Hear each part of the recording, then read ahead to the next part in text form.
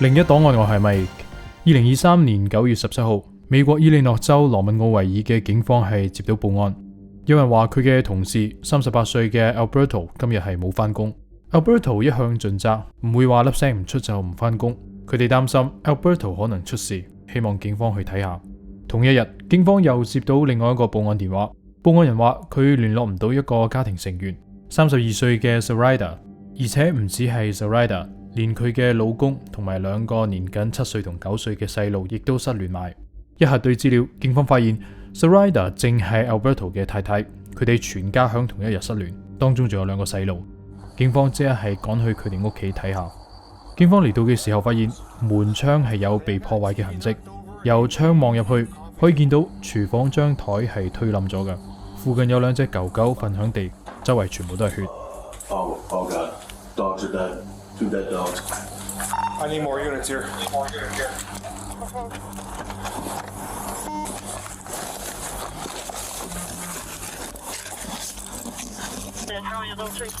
Can you have fire?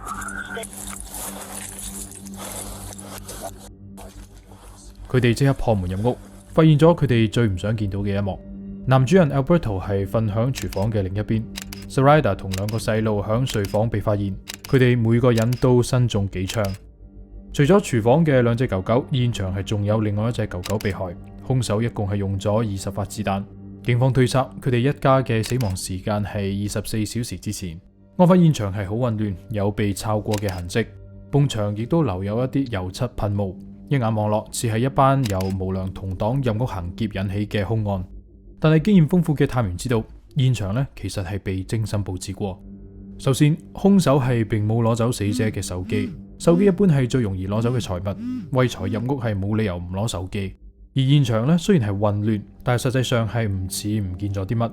屋裏面嘅現金、首飾都冇被攞走，再加埋死者全部都係中咗幾槍，兇手連3隻狗狗亦都唔放過，比起劫財更加似係仇殺。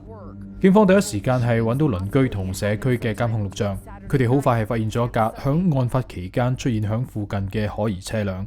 調查車牌號碼之後，確認架車係屬於32歲嘅 Nathaniel。咁啱嘅係 Nathaniel 係 Zoraida 嘅同事，佢哋一齊響當地一間工程公司嘅倉庫做嘢。Nathaniel 並唔住響呢一個社區，佢識 Zoraida，又曾經響現場出現過。警方響案發嘅第2日就去佢做嘢嘅地方揾佢問話。Nathaniel 係好唔合作，佢話佢同 Zoraida 曾經係有過一段婚外情，所以之前係周不時會私下見面，但係佢話佢同案件無關，同時佢亦都拒絕俾警方去檢查佢嘅手機。Nathaniel 嘅行為雖然好可疑，但係一時間警方亦都係揾唔到任何實質嘅證據去拘留佢。另外，警方發現 Nathaniel 係有一個拍咗8年拖嘅同居女友，50歲嘅 Ermelinda，2人已經訂婚。問完 Nathaniel 之後，佢哋揾到 Ermelinda 同 Nathaniel 嘅口供可以話係一模一樣，佢哋都講話對呢一個案件佢哋乜都唔知，而問佢哋其他嘢呢，佢哋係乜都唔講。2日之後，9月20號，警方係再一次接到失蹤報案，而呢一次被捕失蹤嘅竟然係 Ermelinda。佢嘅屋企人話 Ermelinda 較早前呢曾經係發過一啲好奇怪嘅信息，嗌屋企人好好照顧自己，只係響度留遺言咁。之後呢，屋企人就再都聯絡唔到佢，佢哋亦都揾唔到 Nathaniel。屋企人擔心 Ermelinda 被 Nathaniel 綁架。收到呢個報案之後，警方係非常重視，佢哋原本已經懷疑 Nathaniel 同 Zoraida 嘅案件有關。當初佢哋唔確定 Ermelinda 同案件嘅關係，但係而家睇嚟，佢好可能係被 Nathaniel 要挾綁架。警方擔心 Ermelinda 會成為下一個受害人。雖然響呢一刻，警方係仲未掌握任何嘅證據，但係出於擔心 Ermelinda 嘅安危，伊利諾警方即時通報追捕 Nathaniel 架車。同一日，警方就收到消息，響奧克拉荷馬州卡圖薩市一間 Walmart 外嘅停車場係發現咗2人。Nathaniel 見到警方之後係即刻揸車逃跑，仲上演一場公路追逐戰。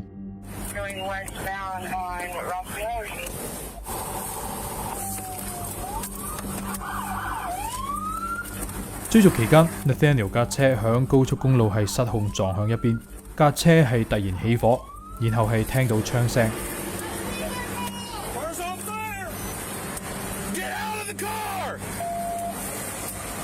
What's your background? Get out of the vehicle!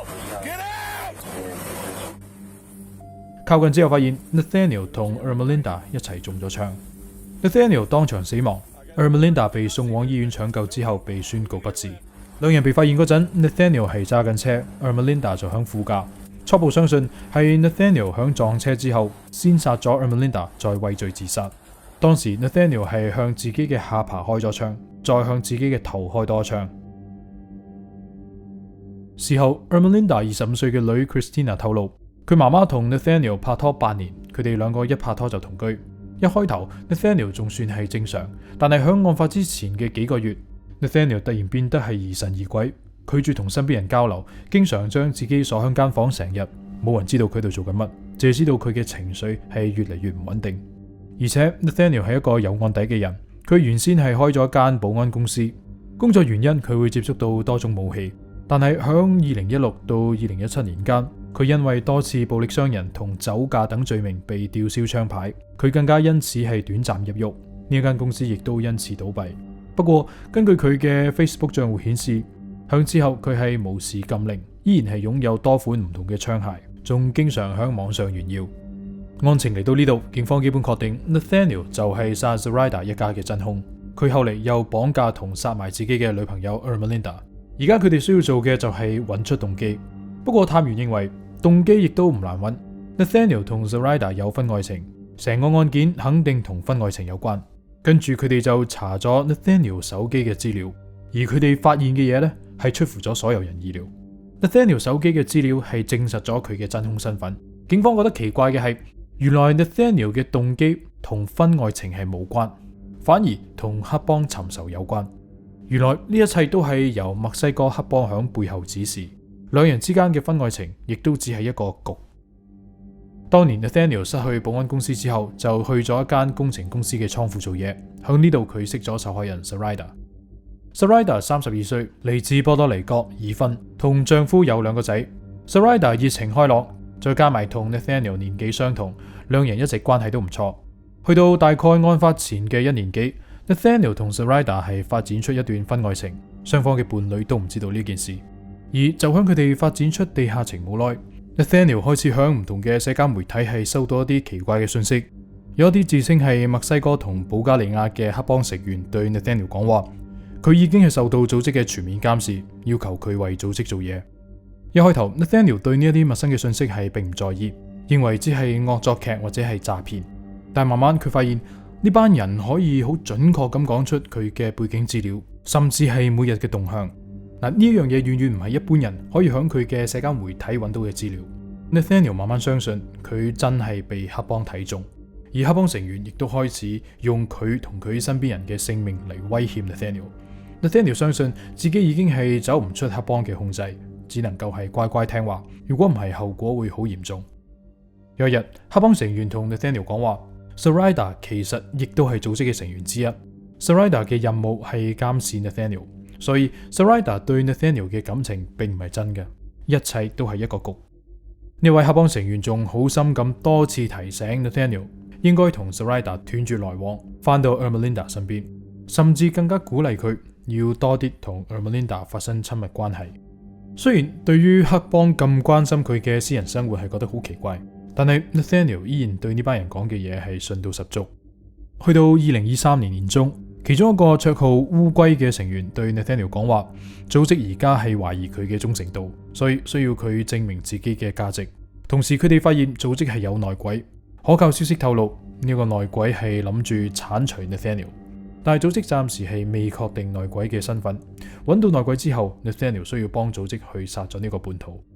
9月14號，烏龜同 Nathaniel 講話，佢哋已經揾到內鬼，呢個內鬼就係 Zoraida。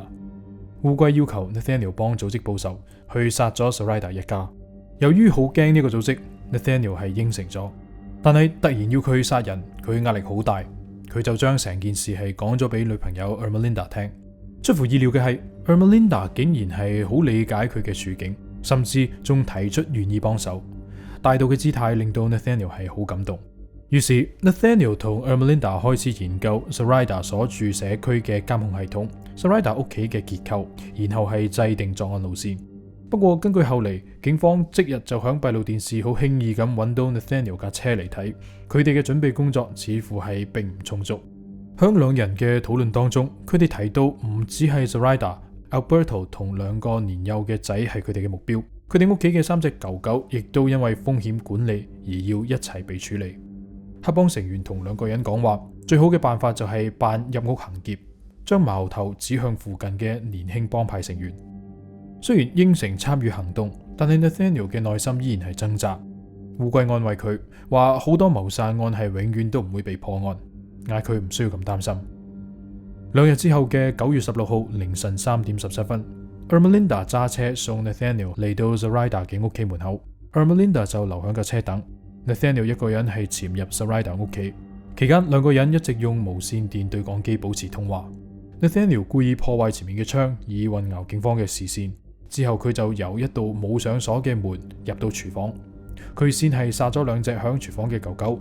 響佢準備去揾其他人嘅時候，佢撞到聽到聲嚟檢查嘅 Alberto。Nathaniel 即刻係向佢開槍，而 Alberto 倒地之後，Nathaniel 去到睡房殺埋 Zoraida 2個細路同埋佢哋屋企嘅另外1隻狗狗。之後佢響埲牆度噴油漆噴霧，令到成件事更加似係同黨所為。離開現場之後，Nathaniel 係通知烏龜任務完成。但係講話佢響匆忙之中係唔記得攞走 Zoraida 同 Alberto 部手機，擔心組織嘅行蹤會被暴露。而向警方第2日問話完 Nathaniel 同 Ermelinda 之後，Nathaniel 係將大量嘅槍放到一個袋，將個袋係俾咗一個朋友暫時保管。之後警方係成功揾翻呢個袋。之後 Nathaniel 同 Ermelinda 一齊去揾 Nathaniel 嘅媽媽。Nathaniel 向媽媽承認佢係謀殺案嘅兇手，但係警方係冇透露媽媽有冇即時通知警方。Nathaniel 同墨西哥黑幫嘅通訊記錄雖然係證實咗佢係真兇，但係反而係令警方更加擔憂同疑惑。每一次涉及黑幫嘅案件，佢哋要查出幕後嘅主謀，往往係更加困難。而且由頭到尾，警方都唔明點解黑幫會出動咁多嘅人力去監視同埋控制 Nathaniel。佢有啲咩值得黑幫咁樣做呢？翻查黑幫成員留低嘅資料之後，探員更加係一無所獲。呢個所謂嘅黑幫係從來都冇出現過響警方嘅檔案當中。唔通係有一個新崛起嘅幫派，而警方係完全乜都唔知？警方決定追查嗰啲同 Nathaniel 聯絡過嘅成員，去揾出呢一個神秘嘅組織。不過結果令佢哋意外，因為所有黑幫成員嘅賬戶都嚟自同一個 IP 地址，而且咧都係由同一個人擁有。呢個人唔係其他人，而係案件嘅另一個受害人 Nathaniel 嘅女朋友 Ermelinda。呢一個響警方眼中嘅受害人，其實先係真正嘅幕後主腦。原來 Ermelinda 一早就知道 Nathaniel 係偷食 Zoraida， 發現咗呢個秘密嘅 Ermelinda 係扮唔知，因為佢唔甘心就咁放過呢一對狗男女，所以一個好邪惡嘅諗法響 Ermelinda 嘅腦海中浮現。佢首先響唔同嘅社交平台註冊多個假賬戶，創造咗唔同嘅角色去扮演幫派成員，成功獲得 Nathaniel 嘅信任之後，佢就開始命令 Nathaniel 回歸家庭，而 Nathaniel 亦都係聽晒佢話。但係 Ermelinda 見到 Nathaniel 嘅改變係並冇覺得滿足，或者係諗住就咁收手，或者係佢太投入角色，又或者係佢由始至終就冇諗住俾所有人全身而退。於是佢繼續佢嘅計劃。Ermelinda 認為只要 Zoraida 一日仲響度，佢一日都唔可能真正放心。佢亦都試過用墨西哥嘅黑幫身份去聯絡 Zoraida 同 Alberto， 恐嚇佢哋一家，要佢哋離開。不過佢哋根本就冇理。響用咗1年幾嘅時間將 Nathaniel 洗腦之後， Ermelinda 決定走完最後一步，就係要 Nathaniel 去殺 Zoraida。但係淨係殺 Zoraida 仲唔夠，佢要 Zoraida 全家都陪葬，連3隻狗狗都要死。Nathaniel 從來都冇諗過呢一切其實係佢女朋友精心設計嘅局，反而係選擇向女朋友坦白佢被黑幫威脅，要幫佢哋做嘢。Ermelinda 嘅狠毒係令到探員唔敢相信。一直以嚟 Nathaniel 先係大家公認嘅危險人物，佢有案底，案發之前行為怪異，周圍嘅人都以為 Nathaniel 先係威脅 Ermelinda 嘅人，估唔到其實真相係完全相反。警方分析 Nathaniel 性情大變，亦都係因為 Ermelinda 嘅影響。當日有份響公路追捕二人嘅一個警員講話 Ermelinda 睇落並唔似係被綁架或者係被逼，而佢哋最後嘅身影係被嗰間 Walmart 超市影到，當時兩人面帶笑容，尤其係 Ermelinda， 佢睇落神情輕鬆，心情愉快。頭腦簡單嘅 Nathaniel 響最後關頭亦都係冇質疑過 Ermelinda， 佢唔知道所有嘢都係女朋友嘅陰謀。響某種程度上 Ermelinda 的確係得償所願，永遠同 Nathaniel 喺埋一齊。只不過呢個願望唔單止係要佢付出生命嘅代價，更加係一齊帶走咗8條性命。